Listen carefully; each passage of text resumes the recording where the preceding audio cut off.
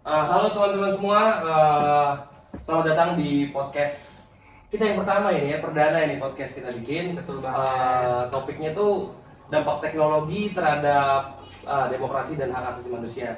Jadi di episode perdana ini kita bakal bahas mengenai dampaknya demokrasi dan HAM dan dipengaruhi apa oleh teknologi itu kayak apa gitu kan. Nah jadi bagi gue sendiri teknologi itu udah jadi bagian yang nggak terpisahkan lah buat segala kehidupan dan keseharian yang gue pribadi jalani gitu kan. Nah penggunaan teknologi ini kan dipakainya tuh bisa komunikasi, kerja, juga belajar, bahkan juga healing, happy juga kan pasti dari teknologi kalau dari bagi gue sendiri gitu kan.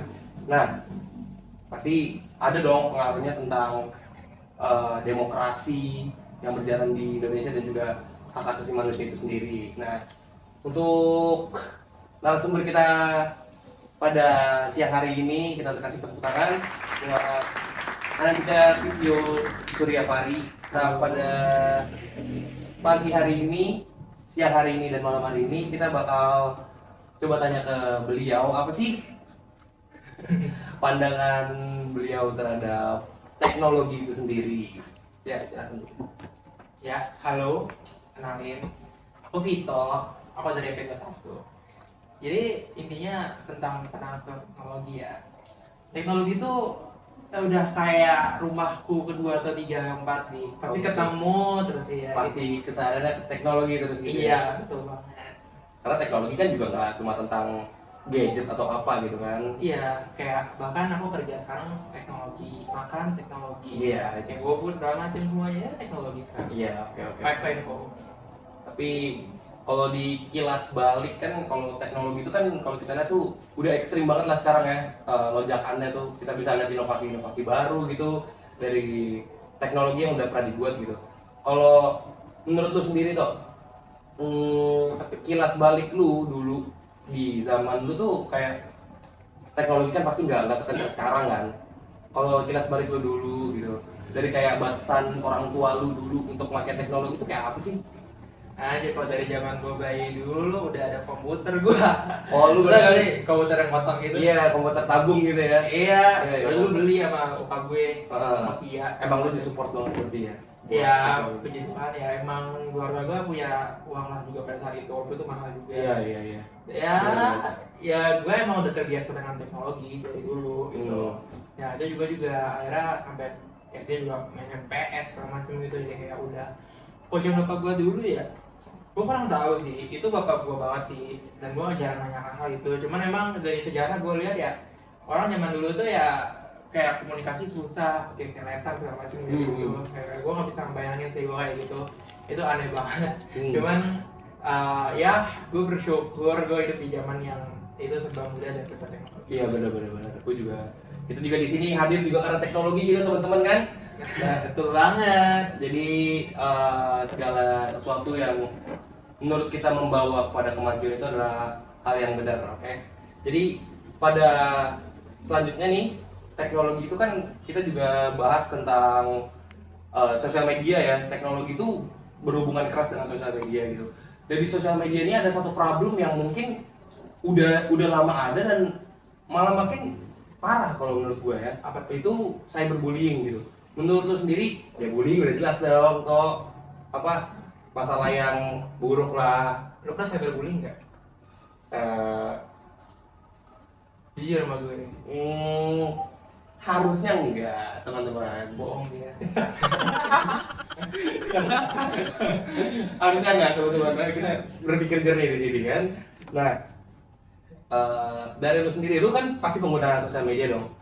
Pasti pengguna sosial media gitu, cyberbullying kayak itu dampak negatifnya teknologi lah. Ya tuh, betul banget. Itu kan maksudnya perilaku agresif gitu, skala pencemaran nama baik itu juga kan cyberbullying gitu. Kalau lu sendiri tuh pernah nggak sih ngerasain yang namanya cyberbullying gitu? Kan cyberbullying ya. nggak harus kayak lu bikin sosial media posan terus lu dihujat karena posan lu aneh gitu kan. Kayak misal di chat aja kan lu bisa cyberbullying kan. Hmm, Nah itu lu pernah nggak sih ngerasain? pernah ya. Pernah sih kayaknya dulu. Pernah? Gue udah lupa kayaknya. Itu zaman gue masih London kayaknya. Jadi gue nggak tahu ini. Tapi enggak, tapi kayak gue bercanda, gue nggak pernah. Tapi memang benar, aku setuju. Cyberbullying itu merupakan hal yang udah lu merasa sampai sekarang. Bahkan sampai konteksnya tuh bahkan artis dan lain sebagainya, politik pun juga banyak cyberbullying. Iya, Itu iya. sangatlah negatif banget. Dan Oke, dalam konteks berpolitik nih kan kita pasti kan udah mau siap buat tahun politik di 2024 nanti, itu kita mau pemilu gitu kan. Cyberbullying itu kan pasti banyak pertebaran di mana-mana, terutama untuk mengarah ke orang-orang yang memang dia mencalonkan gitu istilahnya. Kalau menurut lu sendiri gitu dong, menurut lu cyberbullying ini punya pengaruh besar gitu terhadap orang nih yang tadinya tuh dia berpandangan baik nih terhadap satu paslon, cuma dia ya karena adanya cyberbullying itu dia jadi berubah gitu pandangan. Menurut gue lu? pengen nanya sama lu. Uh, Lu kalau misalnya dikatain orang jelek, kemungkinan depan lu tuh bakal ngelekin lu juga nggak? Jadinya menjauh nggak? menurut gue sih nggak selalu ya toh. Kalau misalkan Pasti ada orang yang percaya sama lu, tapi rata-rata orang menjauh kan? Iya. Kalau dekat kan? kalau misalkan emang ngejelekin gitu ya. Nah, yang menurut gue itu kan ada cyberbullying, orang yang tidak terlalu menanggung tentu saja dikatakan dengan cyberbullying, kayak sepertinya suatu hal yang dilakukan nggak benar atau segala macam. Iya. Kita nggak tahu informasi itu benar kan? Hmm. Itu yang bakal ngebuat orang itu menjadi gampang untuk percaya dengan orang lain dan akhirnya mereka menjudge orang itu tanpa tahu benar sebenarnya. Nah itu sering terjadi juga di pemilu. Bahkan waktu itu kita lihat datanya juga di aku pernah lihat berita gitu. Memang kepercayaan orang itu saat ikut pemilu sekarang itu juga lumayan agak sedikit mengurang semakin tahun juga. Ada penelitian dari Amerika juga yang mengatakan memang cyberbullying di Indonesia itu sudah emang sangat kuat. Oh gitu. Kayak orang-orang skeptis. Penelitian itu kan. Iya, jadi sebenarnya memang ya udah emang ekosistem kalau bicara politik emang itu udah lumrah banget sih. Iya. Iya. Kalau dari pandangan generalnya juga, jadi aku berpandangan gitu juga. Jadi Emang agak negatif sih sebenarnya. Gitu. Oke. Oke, berarti dengan kaitan yang disebutkan tadi itu kan pasti ada berkaitan lah dengan hak asasi manusia, kayak misalkan mereka berhak dapat perlindungan gitu, dapat maksudnya dia tuh bisa aja harusnya tuh nggak kena kayak gitu. Jadi teknologi itu pasti juga berdampak terhadap hak asasi manusia menurut lu sendiri kan? Betul. Oke. Jadi tentang hak asasi manusia juga dibahas tentang kebebasan berekspresi tentunya kan. Apalagi di tahun politik kayak gini kita kan mau kasih saran, mau kasih kritik, ya kita harus bebas dong berekspresi gitu. Kalau menurut lu sendiri toh di Indonesia ini, teman-teman juga kalau mau di komen boleh kita tolong kasih tahu berapa sih rate kebebasan berekspresi Indonesia? Serem nih pertanyaan ini. Iya, Coba PP ntar lagi dah. Gak apa-apa, Satpol PP masih aman. Ya, Agak ngeri nih. menurut lu sendiri kebebasan berekspresi. Wah, saya ngikutin kata anak Bebudi aja kali ya. Oh gitu. Kan dia pernah nge-rating ya. Gimana? Nah, kalau kata dia sih 5/10 sih. 5/10. Pak Ganjar kan juga pernah nge-rating deh hukumnya. Oh iya, Pak Ganjar juga pernah. Iya, di 5/10. Ya saya ikut mereka aja kan. Oke. Jadi yang ngomong ya. Iya. Tapi ya emang kayaknya skeptis skema orang dari masyarakat ternyata ya juga begitu hampir sama sekarang tuh. Kalau mau berekspresi itu sekarang rasanya tuh emang ada limitasi dan beberapa faktor yang menghalanginya itu, entah dari kebudayaan yang Indonesia punya, entah mungkin dari orang yang merasakan gak enakan juga karena dia terbiasa juga kan. Iya. Ada orang yang karena ngerasa kayak dia ngedukung dan ngedor orang ini juga jadi nggak terima, dan juga banyak hal-hal lainnya yang faktor-faktor yang ngebuat gue ngerasa yang memang sekarang tuh agak susah sih mau berekspresi. Paling mungkin kalau untuk kita mahasiswa ya caranya ya demo. Iya, Itu tapi salah satu caranya. iya, tapi demo pun kadang kita nggak digubris juga kan. Enggak. Jadi kayak memang sih Mungkin waktu itu kayak dengerin gitu kali ya. iya kak, aku nggak ada sih begitu ya. Iya. Ada nggak sih dengerin tentunya enggak juga gitu. Ya jadi emang sebenarnya perlu penelitian dan kajian teoritis yang perlu banget sih, dan derajat kita tuh sebenarnya bagi masuk juga diangkat gitu. Menurut aku. Oke. Dari berarti kita udah ngasih pandangannya kalau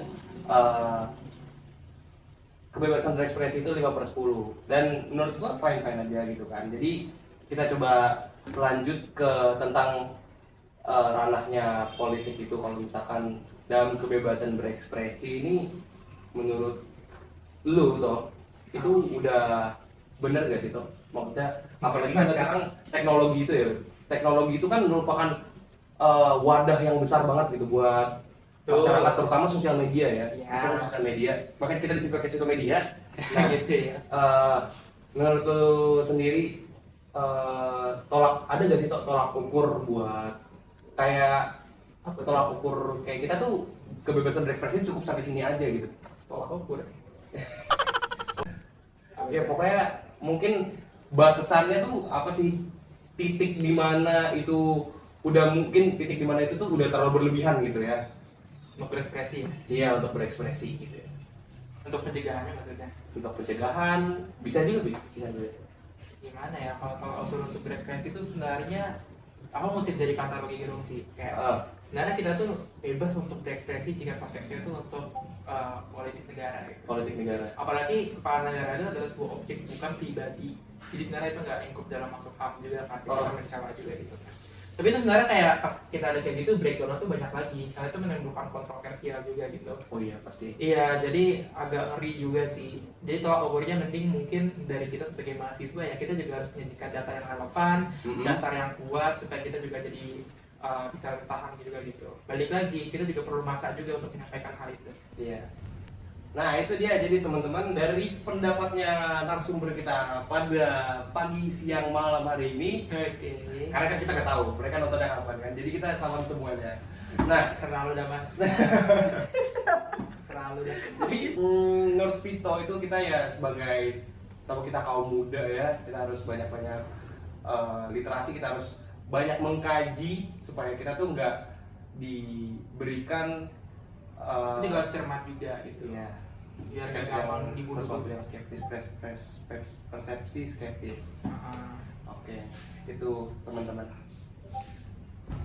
Ya, halo teman-teman semua. Jadi sebenarnya kita tuh udah ada narasumber kita yang kedua. Nah, sini kita sambut lagi satu narasumber kita lagi, namanya Danendra Nadi. Oke, Dari mana aja bang? dari mana aja? Bacot bang. Oke. Alasan klasik. Jakarta ya, Jakarta ya, oke lah. Jadi di selanjutnya ini, di segmen selanjutnya ini kita sebenarnya mau bahas sesuatu yaitu politik ya. Nah di politik ini kita mau bahas menurut dari kedua narasumber kita ini, pertama pada pemilu ya, apa sih strategi yang mungkin bisa meminimalisir atau mungkin mengatasi ya, puji Tuhan mengatasi gitu, mengatasi apa sih dampak negatif demokrasi dan HAM terutama dalam konteks pemilu 2024. Oke, kita operkan ke narasumber kita. Iya. Kalau sebetulnya kan terkait strategi yang absolut tentang masalah minimalisir kecurangan ini kan belum tentu bisa diimplementasikan kan secara 100% efektif gitu. Tapi setidaknya memang betul yang dikatakan sama bos kita ini, setidaknya ada upaya gitu. Nah, maka dari itu dari beberapa sumber yang saya baca, yang gue baca, gue ke saya, Gua. oh ya. Oke. Nah dari yang gue baca, jadi sebetulnya itu banyak sekali gitu loh cara dan upayanya ini. Dari pertama, kita itu sebagai mahasiswa bisa mengantisipasi hal ini gitu ya dengan cara memberikan filter yang baik gitu kan dalam akses peredaran informasi yang beredar terkait pemilu 2024 ini gitu. Yeah. Nah, dan di luar itu juga kita bisa mengedukasi juga masyarakat sekitar kita terlebih dahulu gitu ya sebelum kepada masyarakat luas untuk membuat semacam tolak ukur cara memilih dan memilah informasi tentang pemilu ini dengan baik gitu ya. Oke. Ya kurang lebih seperti itu sih Pak Daniel. Oke, tapi kalau misalkan kayak gitu, lu sendiri tuh punya nggak sih pandangan yang berbeda? Mungkin kan emang tadi bisa dipastikan kalau emang ya kita ngasih usaha kita yang terbaik gitu. Kalau menurut Mas Nadif kan itu kita ngasih upaya kan, nggak mungkin kan kita bisa langsung dapat hasil yang cepet-cepet gitu kan, nggak mungkin. Apalagi ini pandangannya tentang persepsi masyarakat kan. Oke, sebenarnya thank you ya nanya ya. Oke, balik lagi sih kayak sampai pertama kan tadi udah ngomong ya pentingnya tolak ukur.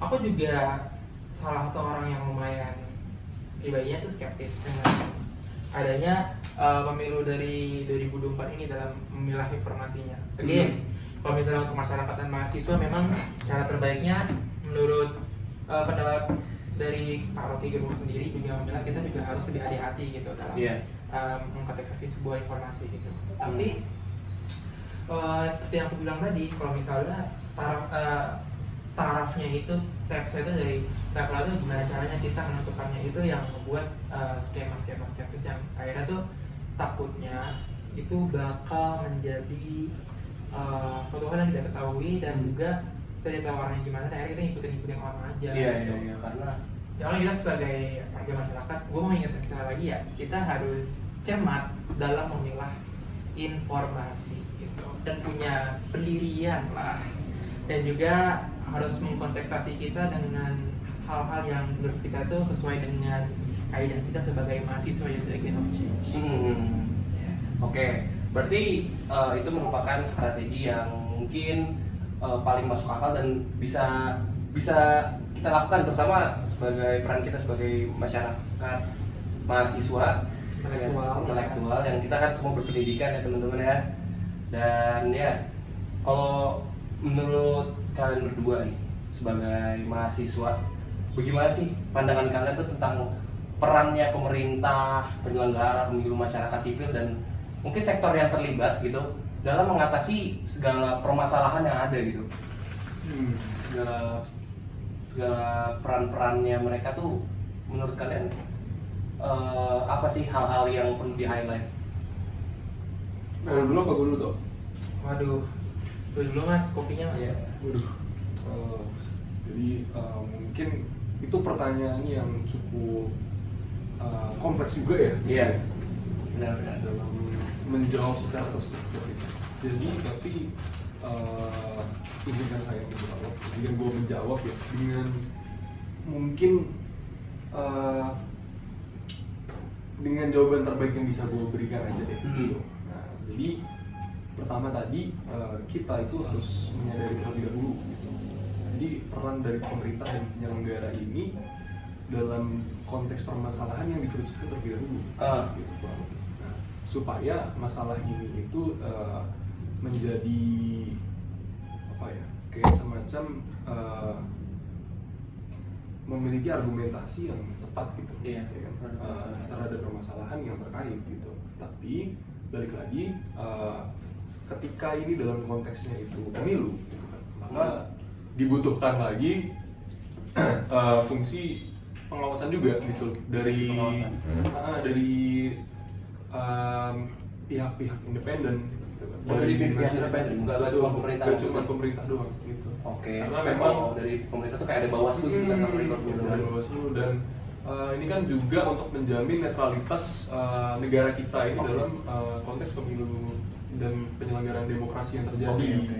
Independen itu gimana maksudnya mas? Independen ini itu tidak terkait oleh kepentingan masyarakat atau kepentingan pemerintah. Objeknya masyarakat. Objektifnya itu adalah pemilu. Objeknya ngelakuin siapa? Independen ini. Objeknya ini adalah bisa dibilang tim cari fakta, ya kan? Oh iya. Bisa Secara independen. secara independen, ya kan? Oh. Terus setelah itu juga selama objektif mereka itu adalah melaksanakan pemilu itu secara bersih dan efektif, kenapa tidak ada tim independen ini? Iya, gitu, ya kan? harusnya kenapa enggak? Ya, kalau itu mungkin beberapa solusi yang bisa saya berikan untuk terkait peran untuk masalah. konteks yang ini. Benar. Oke. Iya. Oke. Saya silakan Bapak Bito. Aduh, bapak lagi. Independen dan itu ya, itu menarik sih. Aku setuju banget sih. Gate itu direalisasikannya juga lumayan susah ya, teman-teman itu. Kita Karena harus bangun bareng-bareng. iya, kita juga berharap banget gitu loh, kayak kita sebagai warga masyarakat Indonesia, khususnya untuk kita sebagai mahasiswa yang mengajak kalian juga gitu, kita menyarankan untuk independen gitu. Jadi kalian juga harapannya mempunyai rasa untuk ikut andil dalam peran dari pemilu ini, walaupun ya memang kita tadi udah menyingkut kayak misalnya cyberbullying dan sebagainya, membuat mungkin kita merasa skeptis gitu dengan ada digital ini. Tapi bukan berarti kita harus menyerah dengan keadaan. Tidak boleh begitu. Karena kita sebagai sebuah warga masyarakat Indonesia, kita tuh yang menentukan pilihan kita ke depannya untuk Indonesia yang lebih baik.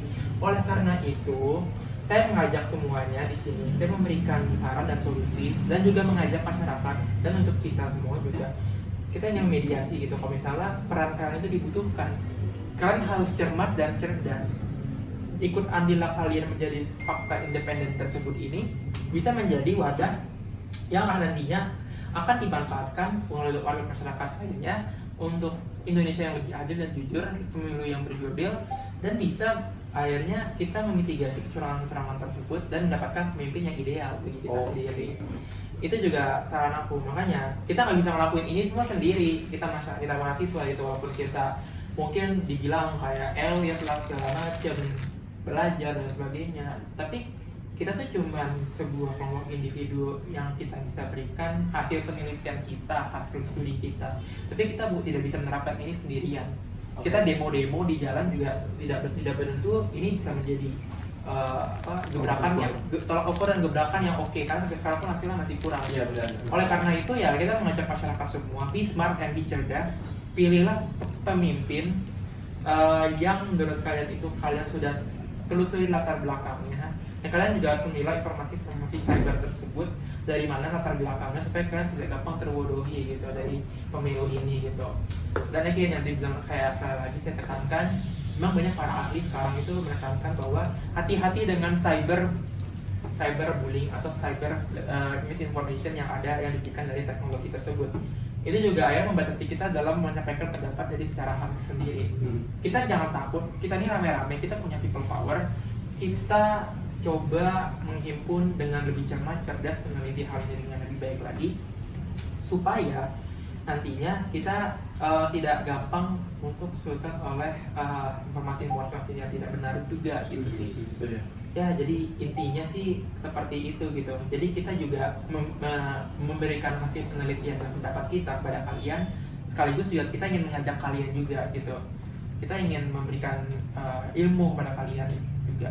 Kalau misalnya jangan karena adanya ini kalian tidak mau ikut andil. Intinya seperti itu. Ayolah ikut dan jadikan Indonesia yang lebih baik ke depannya. Aku sih gitu sih. Oke, dapat dilihat itu adalah pesan terakhir yang bisa kita ambil dari kedua narasumber kita, terutama dari Mas Nadif. Dapat dilihat bahwa pandangannya terhadap objektivitas kita sebagai masyarakat dan juga pihak-pihak independen untuk bisa ikut andil, nggak cuma dari ngarep-ngarepin pemerintah mah, nggak harus lah kita kan udah berpendidikan semua lah, nggak harus lah kita harus ngikut-ngikutin cuma dari pemerintah dulu. Kita bisa beraksi sendiri, dan dari Vito juga pesannya juga pasti udah pernah nangkap semua kalau kita harus be smart dan be cerdas tadi ya, ya. Dalam juga kita juga dalam pemilu juga harus teliti juga segala sesuatu yang diperlukan untuk kita nanti di pemilu. Oke. Sampailah kita di akhir podcast yang pertama ini ya, perdana kami ini. Semoga segala pembicaraan yang kami lakukan ini bisa dapat dipahami dengan baik, dan juga jangan lupa ini ada sponsor kita. Ya, semoga jadi sponsor beneran lah ya. Amin. Siapa tahu kan Indomie Jus datang. Iya, tiba-tiba datang kan, New Green Tea ini gede banget tuh logonya. Oke. Jadi ya sampailah kita di akhir podcast kita. Terima kasih kepada Vito dan juga Mas Nadif. Iya. Dan juga selesai. Mau salaman atau gimana? Iya, Mas? mau salaman. Oh iya, sorry Mas, saya nggak connect. Aduh. Ya, jadi begitu sampailah kita pada akhir podcast kita. Semoga segala pembicaraan yang kami lakukan bisa dipahami dengan baik, dapat tersampaikan dengan baik tanpa adanya misinformasi seperti yang kita bahas ya. Apalagi ini kan kita masih dalam ranah teknologi ya. Oke. Teman-teman, jangan lupa view-nya di-share, jangan lupa videonya di-share, jangan lupa komen sebanyak-banyak mungkin, oke? Kasih tahu pendapat kalian tentang pembicaraan yang kami lakukan ini. Terima kasih.